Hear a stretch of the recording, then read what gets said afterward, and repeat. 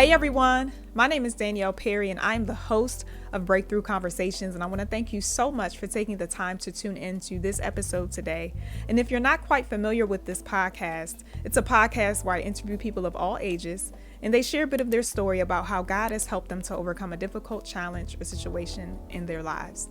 Today's episode, y'all, features my sister in love, Dr. Vernesa Perry. Sis, I introduced you as Mrs. in the video, charged it to my head, not my heart. But she is Dr. Vernesa Perry, and I'm so glad for you to hear just a bit of her story, y'all. And the title of this episode is A Muslim Refugee Who Converted to Christianity. Wow. It's loaded, it's interesting, it's unique, and I'm just so grateful that she was willing and available to just share a bit of her life on this podcast. And so without further ado, y'all, here is part 1 of episode 12. Enjoy and be blessed. Mrs. Vernesa Perry, what's going on? Hi. How are you today? I'm good. Awesome. Glad to be here with you. Thank you. Thank you so much for being on. I truly appreciate you just being available and willing to share a bit of your story. And before we hop into the questions, I want you to share with our audience just a little bit about who you are. Yeah. So as you mentioned, my name is Vernesa Perry. I was originally born in Croatia, but my family moved to Bosnia when I was still an infant. Okay. We lived there, and then the war broke out, and we came to the U.S. in the early 90s as refugees. When I graduated high school, I joined the Army and did a tour over in Iraq, and then came home, went to college. By the grace of God, in 2020, I finally finished with my doctorate. Yay. I received a PhD in marriage and family therapy. Doing that, I got married in 2008 to just an amazing man.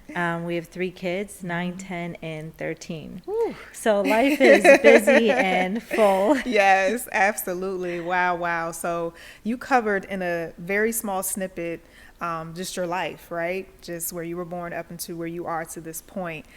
So we are going to kind of talk about some of those details within, some of what you will share about just your life and where you were born up until now.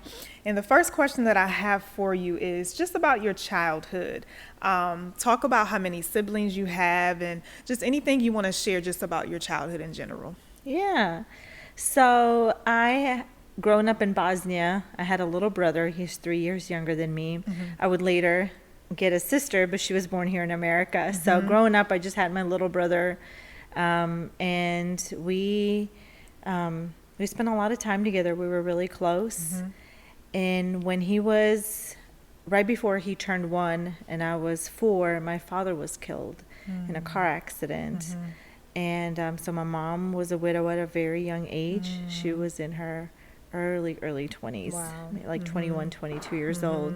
Very difficult living in a third world country at that time. Yeah. So my grandparents had to step in and really help raise us while she was at work. And so, shortly after that, a few years later, the war broke out. And it just made living conditions very difficult. One of our neighbors kind of stepped in to help us, give us some food to eat and things like that. And he was the family friend that helped us get out of Bosnia and go over back into Croatia so that we could safely apply through the Red Cross to come to the States. He turned out later in life to become my stepdad. And my sister was born when we moved here to the States, and so he's been a part of our lives for a long time and just been a blessing to my family. Awesome. So do you know, so how old were you again when just the war began in Bosnia? Yeah, so I want to say I was around 9 or 10. Okay. And then we moved here when I was in 5th grade. Okay, so 5th grade. So talk to us just about, I think you shared that you don't know too much of the history behind it, but do you know anything about why it started or anything of that nature? Well, there are some conversations that say that it kind of even stemmed back from like World War II, that there were some unresolved things. But Bosnia used to be a part of Yugoslavia, which also had other countries. So it was like this big country that ended up getting divided in the 90s, and Bosnia ended up gaining its independence. Okay. But right before that, Yugoslavia had Bosnia, we call it Bosnia and Herzegovina.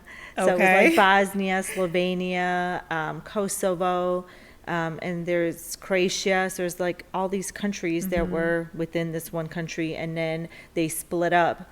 And so my understanding is that the Serbians that were also part of Yugoslavia, they wanted some territory or felt that they were owed some territory in Bosnia.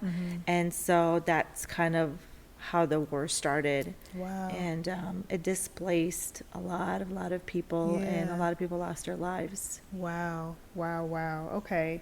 So do you remember anything that just happened during that time? Like, what were some of the events that you're willing to share that you and your family endured through at that time? Yeah. I remember we had no electricity, and so it was a very difficult time. You know, there was no electricity to warm up water. You couldn't cook food. You know, at nighttime, everything was pitch dark, so it was just very scary. We lived by candles, and a lot of people were fired from their jobs, so it was really, really hard to find food. And then we didn't have basements in our houses, so if we were to get bombed, there was really nowhere to hide. There was really no like shelter place to go to.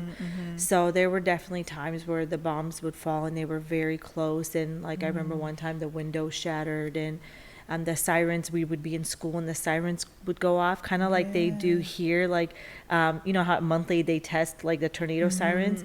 Well, like actually I don't, because I'm not in Texas. Okay. But I know I thought what they you did mean. that everywhere. So yeah, so like if a tornado or bad weather, you have like this national sirens that would go off. Well, we would get that kind of a warning that we were about to get bombed.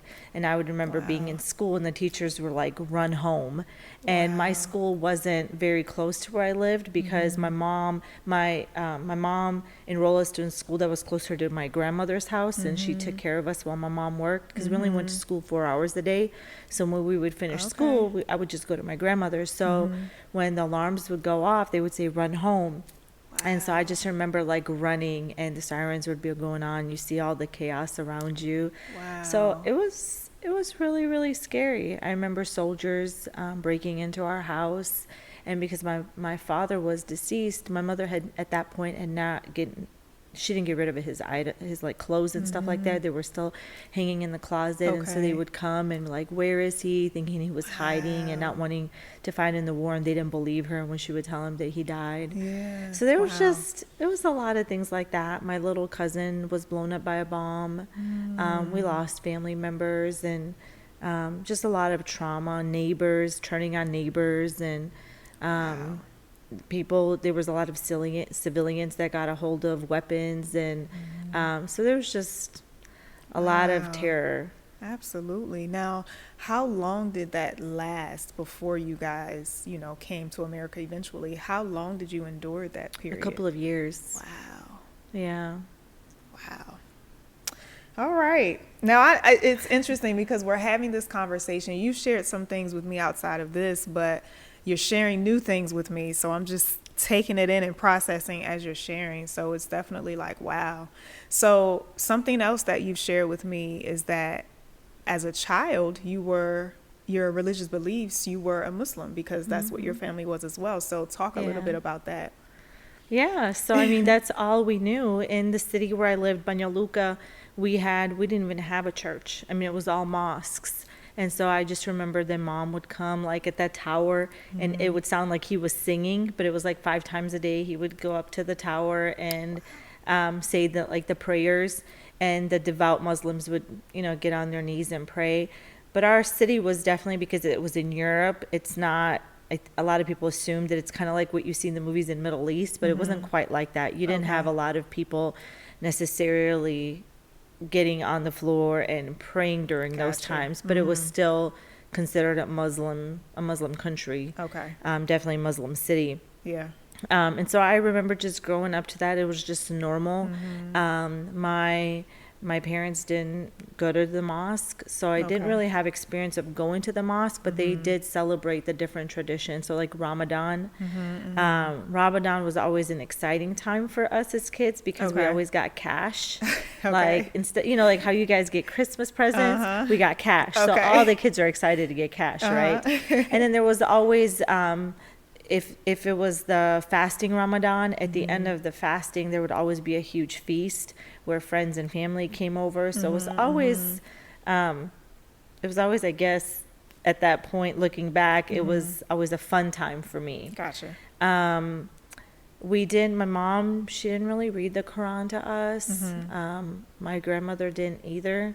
So I never got really exposed to that. With my dad dying when I was so young, I didn't. My grandmother died shortly after that. So if she would have introduced me to any of that, she passed away. So I never really got that much exposure until later in life. Okay.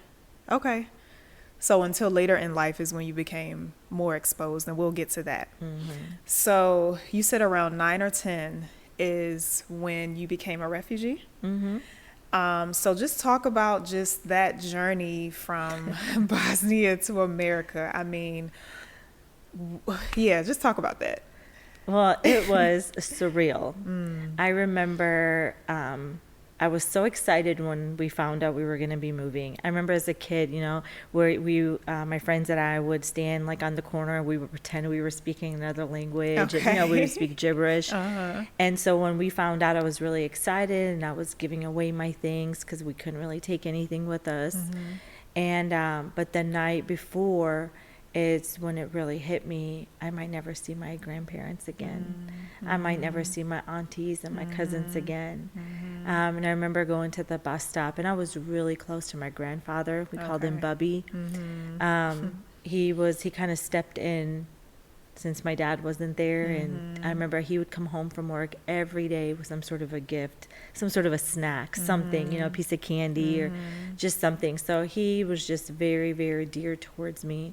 And I remember, you know, getting on the bus and I started crying uncontrollably. I don't remember how many hours I just cried without being able to stop. Just that realization hit me right there, and I couldn't hold it together. So it was really, really hard. We left Bosnia. Took a bus to Croatia. My stepfather met us there. He actually had to leave a few months before us because the soldiers had come one day and took him, and they beat him really bad. He was in a coma for a while, and they had dropped him off in a coma at our doorstep, and he was beaten like severely. And so everybody was really worried for his life. So some people helped him get out ahead of time. And so he was there to meet us at a border, and we stayed at a abandoned well, it wasn't really abandoned, but pretty much abandoned ski resort. There was just a few people that were still there until we could get our papers, and Red Cross approved us to come to America, which was a crazy journey because we were the only family members chosen to come to America. Everybody else was sent to Germany and London and all these other places within Europe. And so I remember growing up watching like Western movies. I would see them on TV, and that's how I pictured America. So I remember being on the airplane, and there was a gentleman that gave my stepdad a cowboy hat. And I just remember crying because I thought we were going to live in teepees and ride horses. Which, interestingly, some people in the United States think that that's what South Dakota's like, which is where I lived before I moved to Texas. But we flew into New York City, and that was probably the biggest culture shock I have ever experienced. So my brother and I have never seen anyone outside of our ethnicity. And in Bosnia, there's just white Caucasian Bosnians.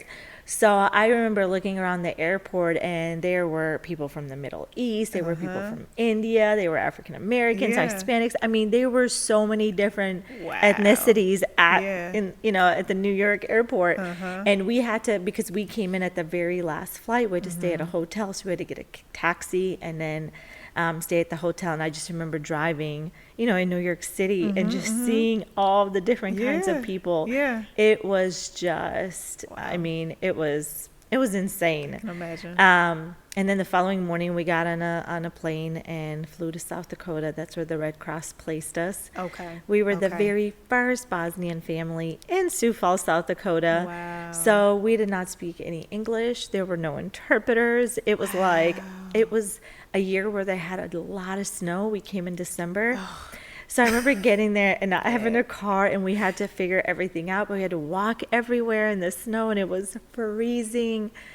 So it was a very, very interesting transition. Absolutely. Yeah. Ooh, my goodness. Okay. So South Dakota, Sioux Falls, South Dakota, right? Mm-hmm. I mean, you kind of just explained how it was difficult because of just all those challenges that you faced. So how long was it before you and your family began to feel comfortable where you were? Honestly to say, my parents, I don't think have adjusted yet. The culture that they grew up in for all those years was so different than here. Here we have more of like the independent, everybody's kind of independent. Over there it's we're all kind of a unit together. Gotcha. So everybody's in everybody's business, and there's no privacy. There's it's just we go on vacations together. We like when people got off work during the week, like my aunts and uncles, they all came to my grandmother's and she cooked a meal. She, so it was like we were always together. And so it was very different for them when we moved here, and just how the culture was so different. Like if you went to the store and you didn't have the right change, they were like, don't worry about it, just bring it to me later, or bring it to me the next time you come. That's not in America. So for them, I say, they speak English and they work very, very hard, but you can tell that they've never fully been able to just get immersed in this culture here. It's been very difficult for them. They have very strong accents. We try not to give my mom too much of a hard time, but she doesn't know how to like use past tense, future tense, present tense. Gotcha. Like to her there's only one tense. So when she speaks English it's kind of funny. But for me, my brother, I mean, he was like younger, first or second grade. I was in fifth grade. I think because we didn't have any interpreters, it was a lot easier for us to figure out how to fit in. It was just like it was survival mode. Yeah, absolutely. So I felt like English, you learned it so fast because that's what everybody around you did. And I'll never forget, I think out of all my teachers, I remember like two of them. And one of them was my very first teacher in the States. His name was Mr. Easter. And he would always yell at me, speak English, speak English. Because shortly after I came to America, we had another family that came, and they had a daughter. Well, they had two daughters, but one of them was my age. So we were going to the same school because they had like a English as a second language program. And so her and I would talk, and he would just yell at us, speak English. And so, but I felt like because we were in that environment where there was no help, we were just so immersed in it that I was able to really pick up. And even some of my friends that came a couple years after me, a lot of them still today have really heavy accents. So I feel like I had, and I don't know if it has anything to do with like puberty age, but a lot of my friends that came that were like 12 and older, they still have really kind of thick accents. Oh, wow. Yeah. Wow, interesting. Okay. So how was your... as far as just adjusting goes, after you began to learn English more, and, just how was it in school? Was it easy making friends? Was it not until high school or middle school that it was easier to make friends? Just talk to us a little bit about that. Yeah. Well, I do remember at the very beginning when we first came, not knowing how to speak the language, I was definitely bullied. There were kids that would just come and say things and like push me around and things like that. But that was just that first year, and I think I started picking up on how to speak the language fairly quickly. And so then my middle school years I remember them being pretty good. I made friends, and Okay. I was involved in band and things like that. Mm-hmm. I do remember one situation so when I came over, the only thing that made sense was math. Okay. And so I remember Yeah. I had come in, they were doing a unit of multiplications. And I remember it was like a sheet of paper, and it had like, I don't know, like 40, 50 questions, and it was just a bunch of multiplication problems. And I remember doing all of them, and the teacher gave it back to me, and he had -1. And on the bus ride, I just remember crying the whole way home, because in my country, an A is a 5, and then a B is a 4, so F is 1. Yeah. So I was like, not only got F, I got F-. I was like, man, I don't even know how to do American multiplication. Right. So I just remember crying, because I was like, how am I going to show my mom that I got an F on this paper? And I don't remember how long it was until I realized that I had one wrong. I didn't get an F. So there was like little things like that. But I've always been kind of more of a glass half full person. So I felt like I adapted a lot easier. My brother definitely, I think, struggled more. I had really sensitive teachers, and I felt like they knew, obviously with my thick accent at that time, they knew where I was from. The stories about the Bosnian War was on the news all the time. So I felt I had a lot of compassion from my teachers, and they challenged me. They didn't give it easy to me, because I remember being challenged, to work hard and not to give up and things like that. So I found comfort in that. So I always was a good student. And that just brought even more encouragement from them and things like that. But like my little brother, on the hand, I think his separation from my grandmother, so he was really close with my grandmother, and he wasn't in school in Bosnia, so he was with her all day every day until my mom got off work in the evenings.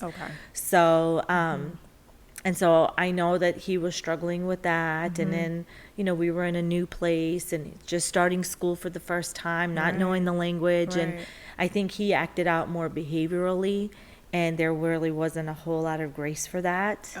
And so he started to get in trouble, and then that kind of for him was the opposite. And so his school experience really wasn't a good one.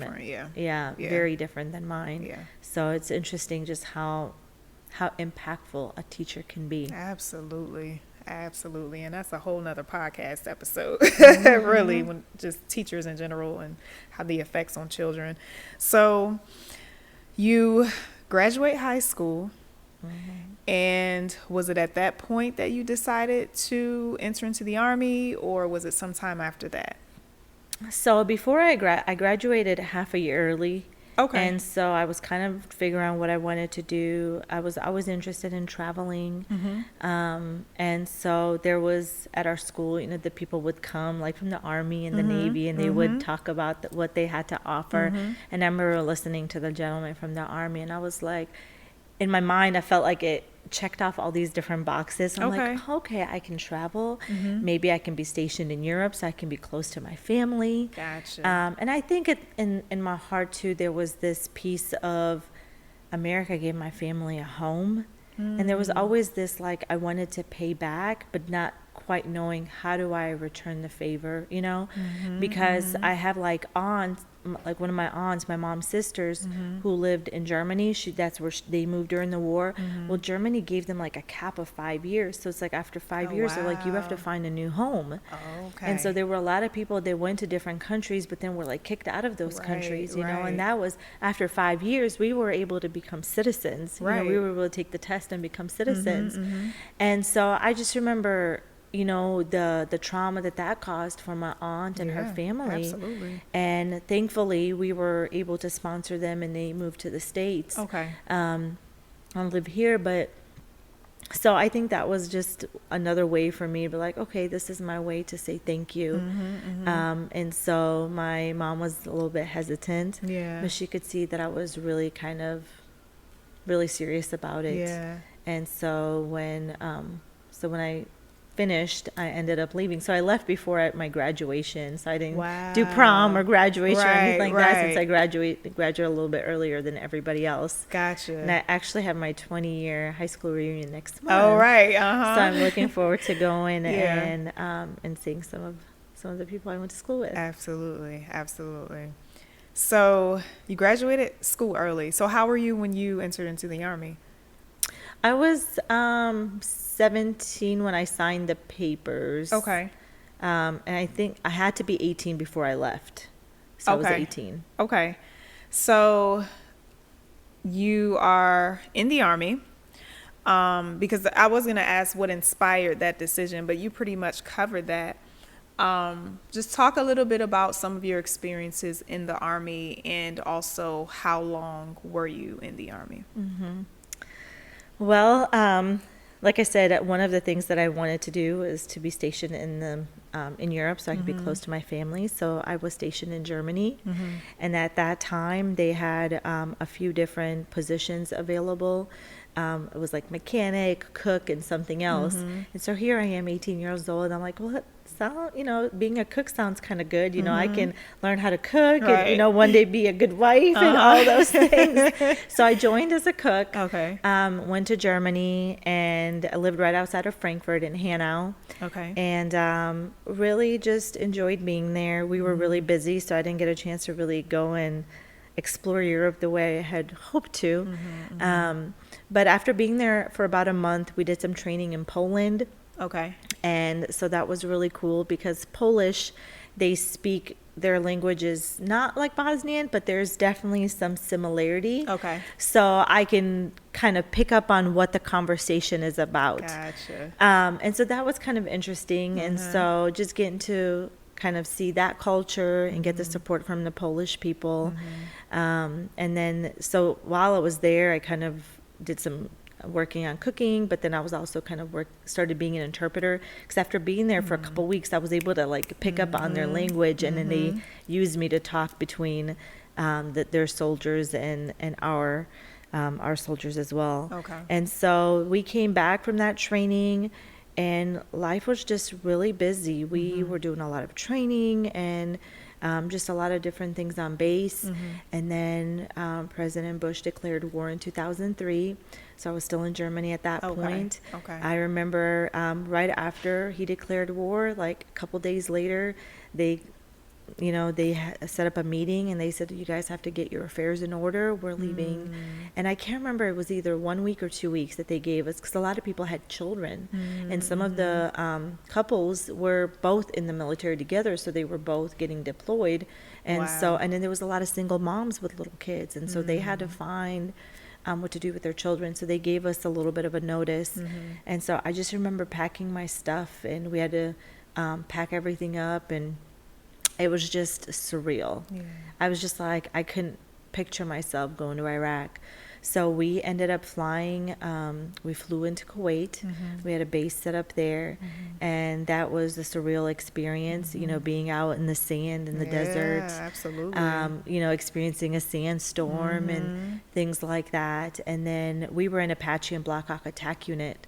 So we were a few of us were set up to go in front of everybody else. So we flew on Black Hawks over to Iraq, and we were at the Baghdad airport. Okay. That's where our base was, since we were, we had the Apaches and Black Hawks.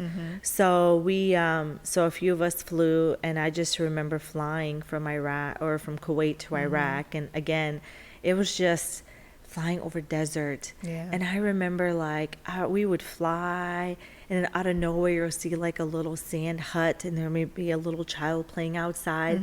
Nothing around for miles. Wow. Then you'd fly like, I don't know, a few, like 30 more minutes, and then you'll just see a random person at a camel. And then you'll fly some more, and there'll be like another hut.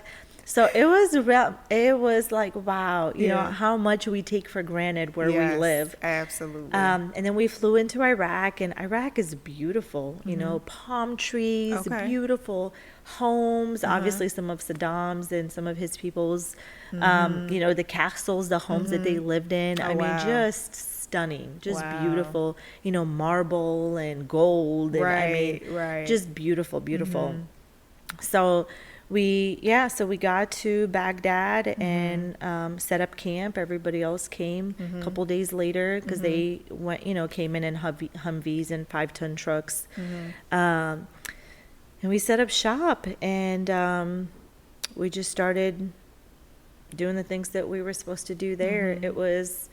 We were constantly under attack, so there was always this tension. I remember we worked like 18-hour days a lot of the time, so you were sleep deprived for the majority of the time there. It was hot. We were out in the open airfield, so the sun was beaming down on you.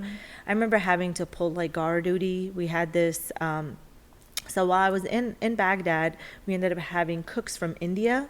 So I was cross-trained to be an ammunition specialist.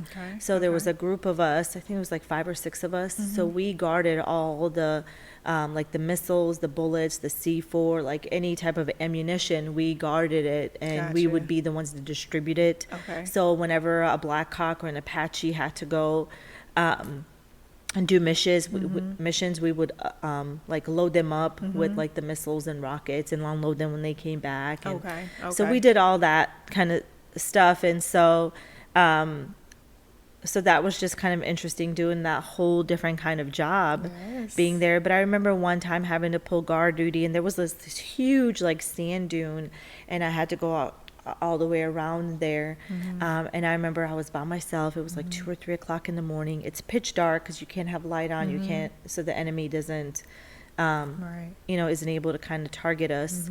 And so we had these like infrared flashlights that like just had a little bit of red light that came out. So you would be walking, and there like a bush would, the wind would hit a bush, and you would think, oh my gosh, you start seeing like an Iraqi, you start seeing a human being behind that bush, but there's no one there. So your weapon's like locked and loaded, and you're ready to fire. And then there's nobody there.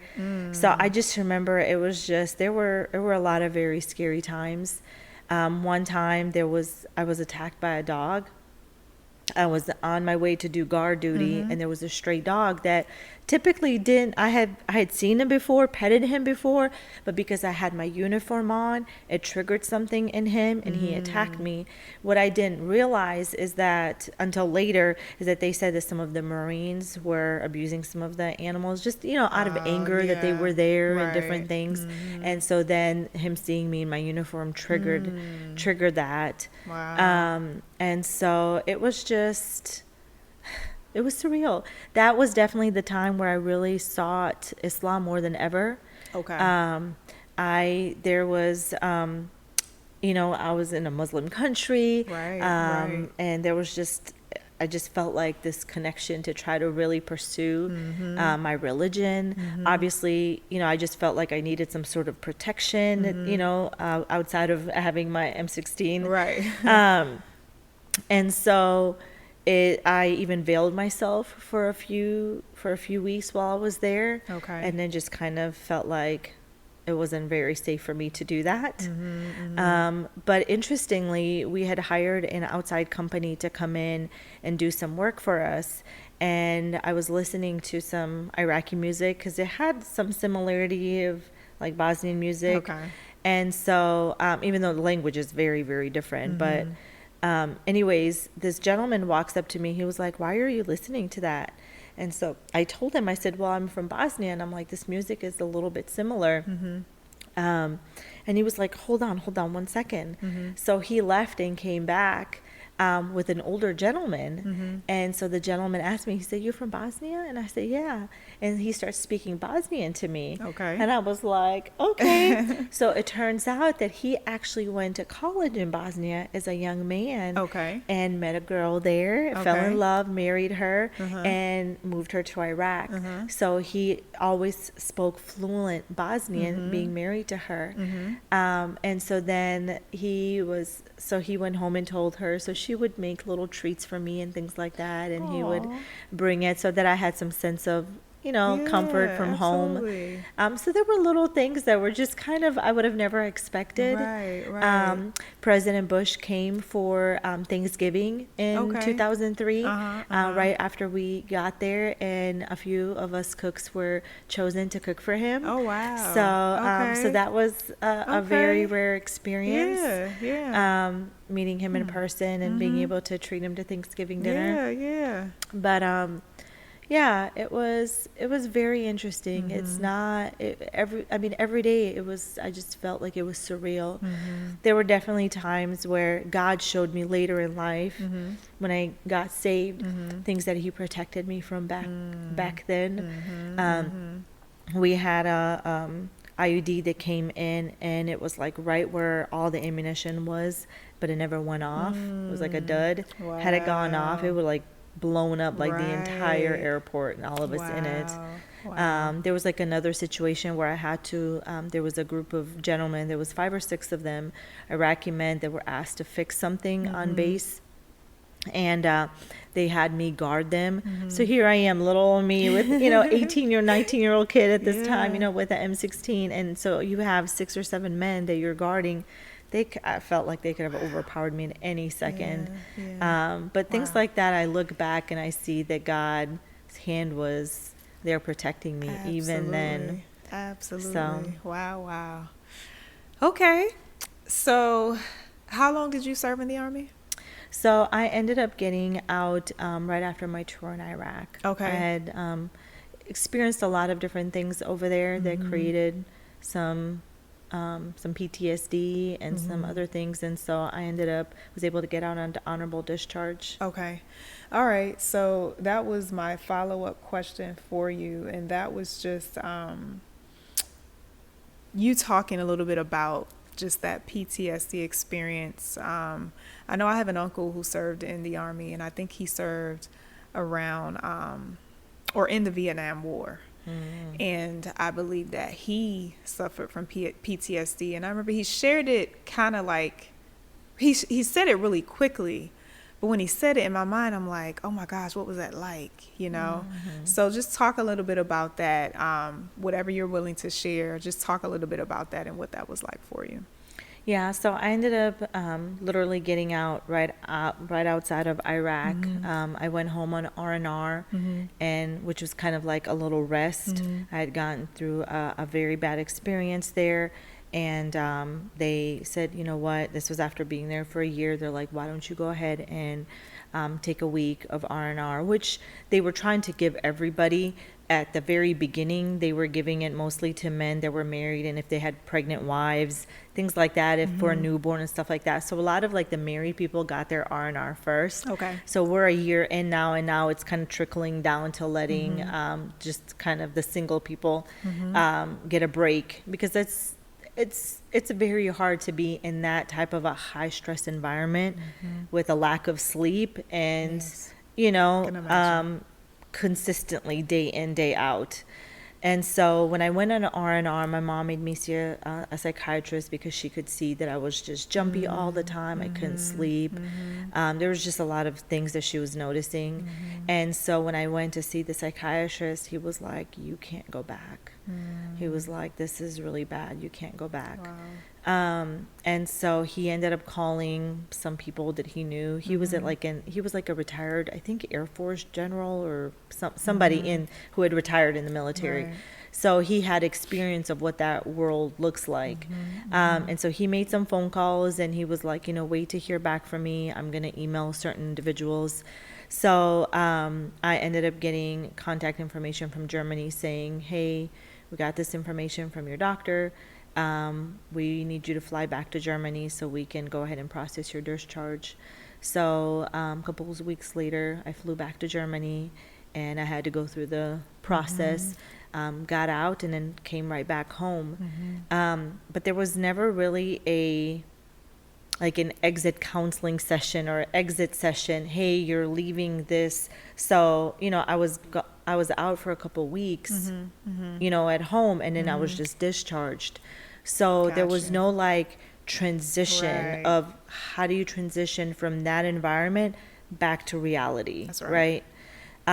So I just remember coming home, and initially I stayed with my mom, and I just remember how hard it was. I would go to the grocery store and just break down crying in the middle of the store because I'm looking around, and it's like I'm just looking at all these people just going about their business like nothing's going on. I'm like, do they not understand what's happening, you know? Right. And we had a lot of soldiers that were dying of like committing suicide because they were getting Dear John letters. They were a friend of ours. The four of us were hanging out one day, and the guys were like, hey, we're going to go outside the gate and grab some rotisserie chicken because everybody was hungry. So they went outside of the gate, and as soon as they went out, there was somebody that came that had a bomb and threw the bomb into their into their vehicle. And so one of the guys was married and was expecting a baby, and the other guy was single. Well, the single guy was in the passenger side, so he went to go cover the bomb so that his friend wouldn't get injured. And so he lost a lot of limbs. Thank God he survived. And so there was just a lot of, on top of everything else, there was all of those things. And there was every night we would get attacked. And we would let Iraqi soldiers on base every day. And so with them being on base doing like different kind of duties, they a lot of them were like counting steps while they were on base. So and then some of them were leaving the base and then reporting it to bad people, like where things were situated around the camp. So as our time there got longer and longer, their attacks became more precise. And so there was just a lot of that, that was going on. So I just remember coming home, and it was just really hard. My mind was still back there. Yeah, of course. And so it was like my body was physically at home, and I just didn't know how to make that adjustment. And so I ended up getting a job, and I started working and got my apartment. And I had a roommate, but then she really wasn't there a whole lot.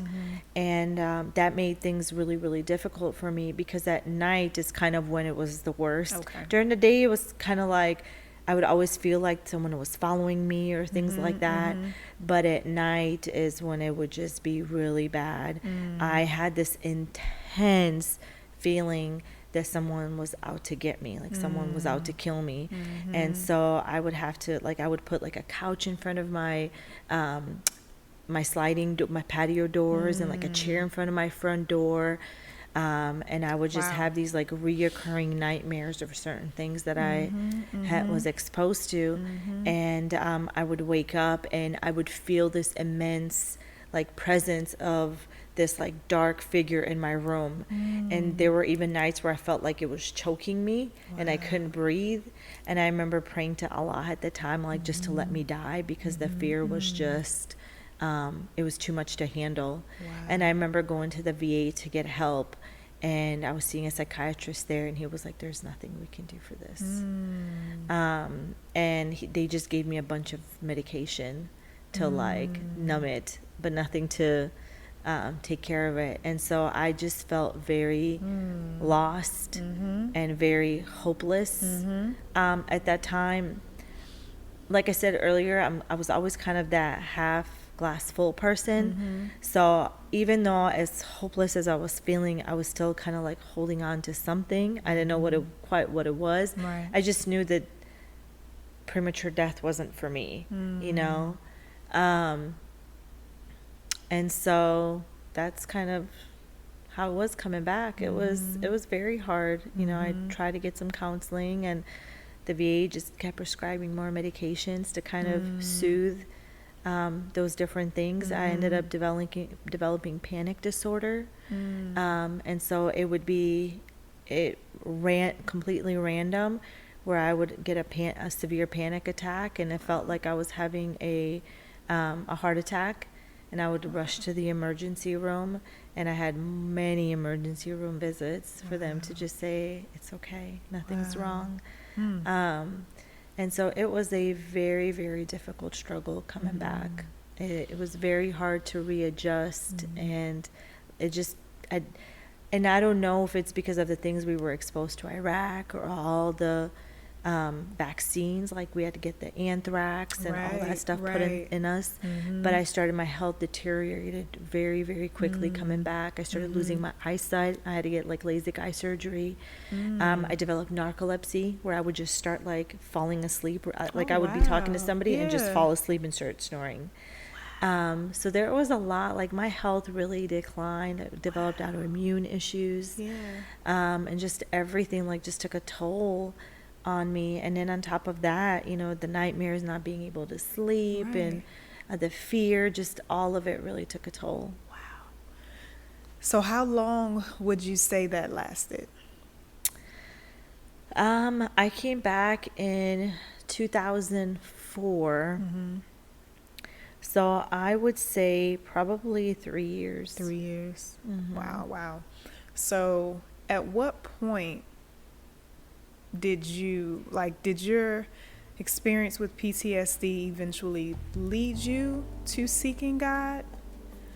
Or was it something else? Talk about that. Yeah. Wow. Well, I hope you enjoyed part 1 of episode 12, titled A Muslim Refugee Who Converted to Christianity. And I want you to tune back in for part 2 next Thursday, September 15th at 12 p.m. Eastern Standard Time. Again, it's featured on Facebook, YouTube, Apple Podcasts, and Spotify. Until then, everyone, have a wonderful day and be blessed.